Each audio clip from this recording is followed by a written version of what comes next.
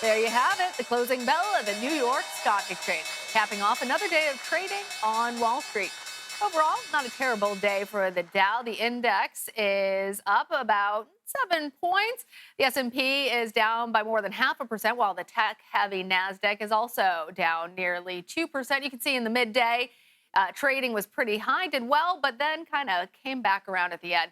For more, let's bring in global investment strategies at ProShares, Simeon Hyman. Simeon, good to have you. So tell us what drove the markets today. Well, thanks so much for having me. I think there were two key drivers today. On the good news front, the Bank of Canada only raised 50 basis points, and that made people think maybe we're getting to the end of this hiking cycle.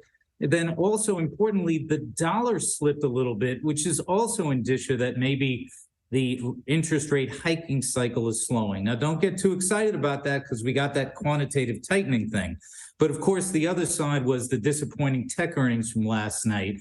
And of course, they hit the Nasdaq directly. But I think the fact that they didn't hit the broad market is an indication of just how much was already priced in with regards to potential earnings disappointment. Well, poor earnings reports from tech companies like Microsoft and Google's parent company, Alphabet, actually dealt a pretty decent blow to the markets. How concerned are you about this? Well, again, I think the good news was that it didn't bleed over.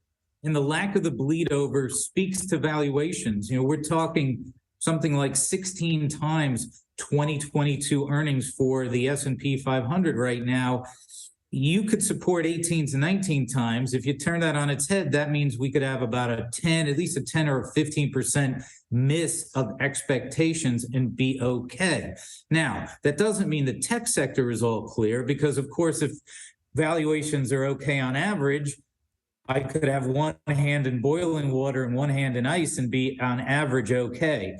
I think more prudently, if you're interested in staying invested on the technology side, it may make sense to think about just not quite in the complete market cap heavy sort of straight index way, perhaps say an equally weighted approach to technology that could prudently keep some exposure if we are sort of, let's just call it the beginning of the end of this rough patch for the equity markets. Yeah, it was interesting to see just at the very end that there was a bit of a rally there.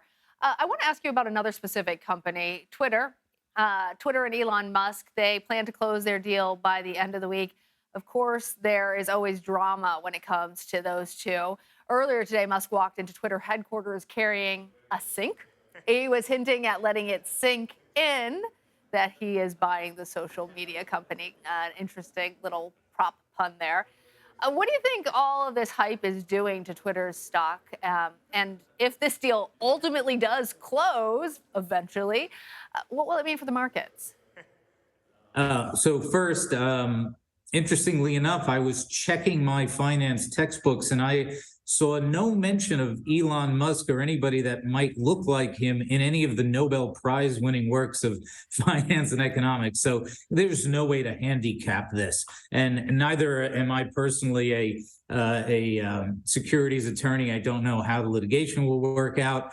I also don't think that the outcome for Twitter tells us that much about the broader market. It really doesn't. This is so idiosyncratic. I think the most important stories are the direction of interest rates and the direction of interest rates, not just Fed funds, but further out on the curve, the direction of corporate earnings. And then really importantly, we're all really praying particularly for resolution of the war in Ukraine, because that could help a lot too. Absolutely. I think those big issues are certainly much more of a market driver right now than that sideshow happens to be anymore. All right.